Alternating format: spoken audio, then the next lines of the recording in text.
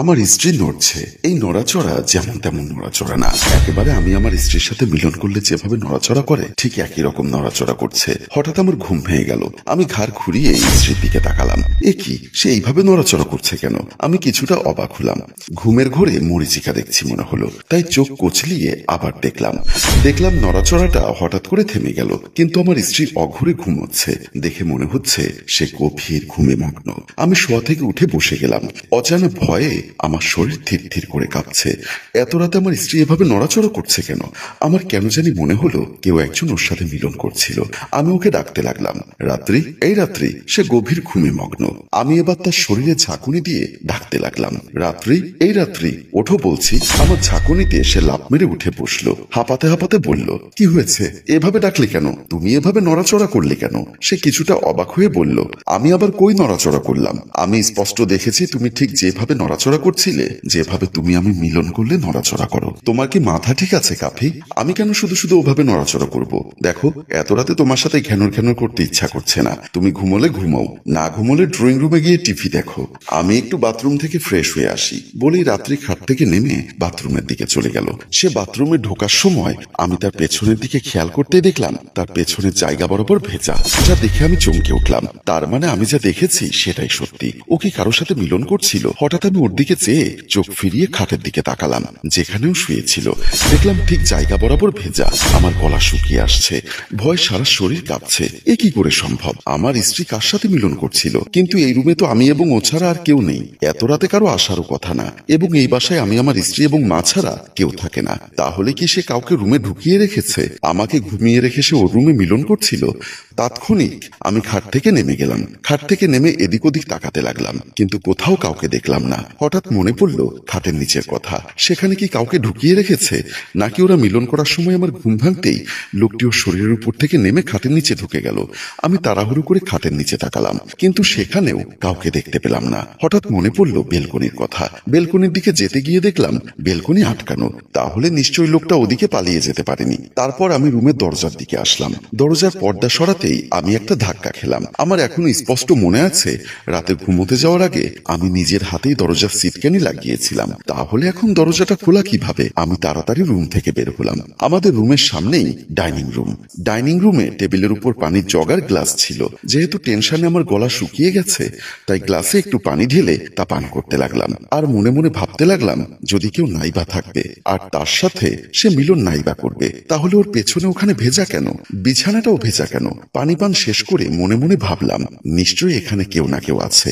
হঠাৎ মনে পড়লো রান্নাঘরের কথা। আমাদের রুম থেকে বের হলেই ডাইনিং রুম। ডাইনিং রুমের সাথে লাগানো কিচেন রুম। লোকটি যদি দৌড়ে গিয়ে আমার রুম থেকে বেরো হয়, তাহলে সে পালিয়ে কিচেন রুমে ঢুকবে।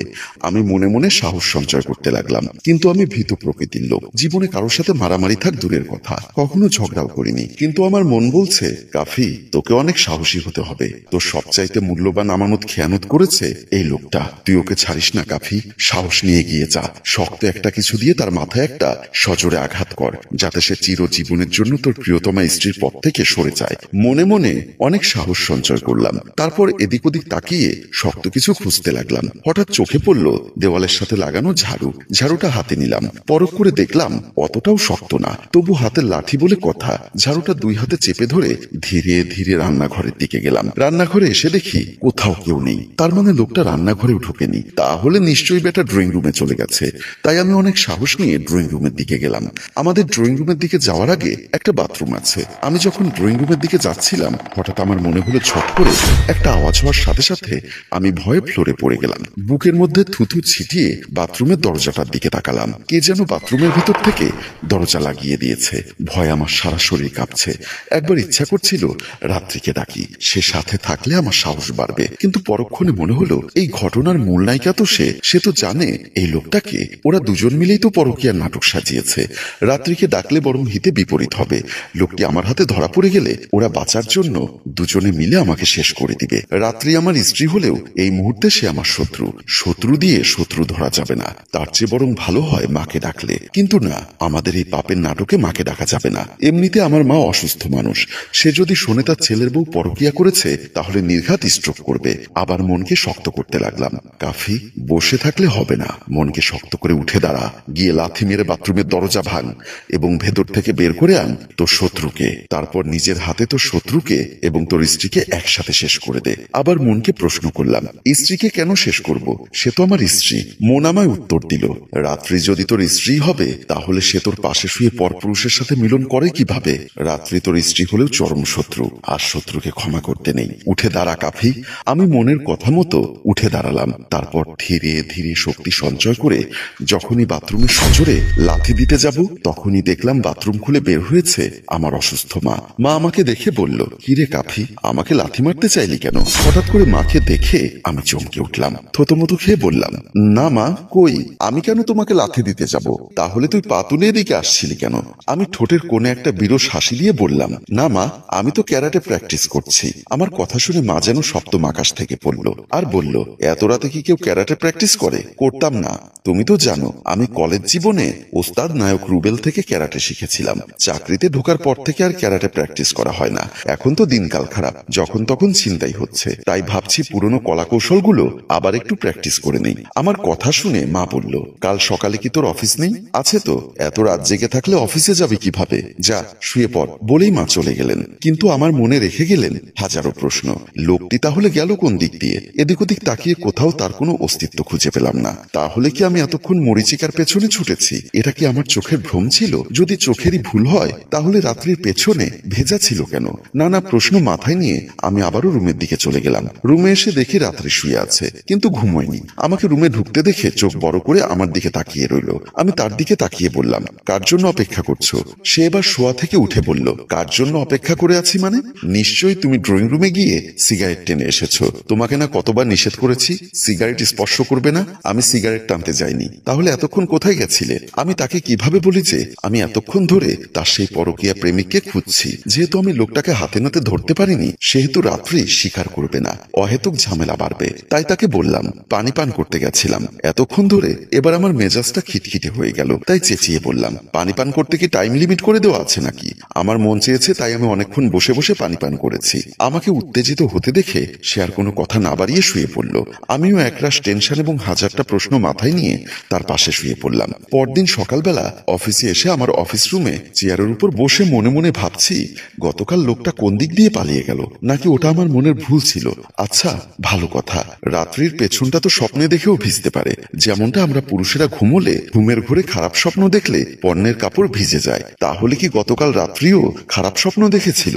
আচ্ছা মেয়েদেরও কি হতে পারে? যখন আমি চেয়ারে হেলান দিয়ে বসে বসে কথাগুলো ভাবছিলাম, এমন সময় অফিস রুমে একটা ফাইল হাতে প্রবেশ করলো আমার কলিগ জোনাকি। জোনাকির সাথে আমি খুবই ফ্রি, একেবারে বন্ধুর মতো কথাবার্তা বলি। জোনাকি আমার পাশের চেয়ারে বসে বলল, কি ব্যাপার কাফি, কি ভাবছো? কিছু না, কিন্তু তোমাকে দেখে তো খুব টেনশনে মনে হচ্ছে। একবার মনে মনে ভাবলাম জোনাকিকে জিজ্ঞাসা করব মেয়েদেরও হয় কিনা, কিন্তু শব্দটা কেমন জানি বিশ্রী। আমি জোনাকির সাথে যতটাই ফ্রি হই না কেন এ ধরনের বিষয়গুলো নিয়ে কখনো কথা বলিনি, তাই প্রশ্নটাও ওকে করতে পারলাম না। এড়িয়ে যাওয়ার জন্য বললাম, না না, ফাইলে সিগনেচার করতে হবে, এদিকে দাও, আমি ফাইলটা চেক করে সিগনেচার করে দিয়ে তোমার রুমে দিয়ে আসবো। টিফিন টাইম হয়ে গেছে, তুমি টিফিন করতে যাবে না?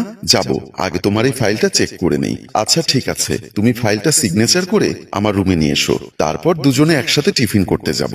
বলি জোনাকি আমার অফিস রুম থেকে বের হয়ে গেল। আমি ফাইলটা হাতে নিয়ে আবারও গত রাত্রের কথা ভাবতে লাগলাম। আসলে সত্যি কি গত রাত্রে কেউ আমার রুমে এসেছিল, নাকি রাত্রির স্বপ্নদোষ হয়েছিল? কিন্তু আমি যে স্পষ্ট রাত্রিকে নড়াচড়া করতে দেখছিলাম। আচ্ছা মেয়েদের সময় কি ওরা এভাবে নড়াচড়া করে? কিছুই মাথায় ঢুকছে না। না, বিষয়টা জোনাকি থেকে জিজ্ঞাসা করতেই হবে।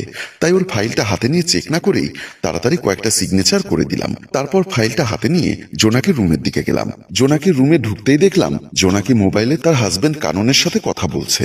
আমাকে দেখে বলল, কানন এখন রাখছি, কাফি ভাই ফাইল সিগনেচার করে নিয়ে এসেছে, আমি তোমাকে কিছুক্ষণ পরে কল দিব, বলেই মোবাইলের লাইনটা কেটে দিল। তারপর আমার দিকে তাকিয়ে ফাইলটা হাতে নিয়ে বলল, এত তাড়াতাড়ি চেক করা হয়ে গেল? চেক করে আর কি হবে, তোমাকে তো আমি বিশ্বাস করি, তারপরও আমার কোথাও ভুল হতে পারে না? তোমার কোনো ভুল নেই। আচ্ছা জোনাকি, আমি কি তোমার কাছে একটা বিষয় জানতে পারি? কি বিষয়? বলতে আমার লজ্জা লাগছে, আবার না বলেও পারছি না। আহা কাফি, তুমি আমার বন্ধুর মতো, বন্ধুত্বর ভেতরে এতটা বর্ডার থাকা উচিত নয়। বলো তুমি কি জানতে চাও? আচ্ছা তোমাদের কি বলতে যাব এমন সময় দেখলাম আমাদের অফিসের বস সাইফুল সাহেব এসে বলল, অফিসের কাজ বাদ দিয়ে এখানে গল্প গুজব করা হচ্ছে তাই না? হঠাৎ করে স্যারকে দেখে আমরা আমরা দুজনেই উঠে দাঁড়ালাম।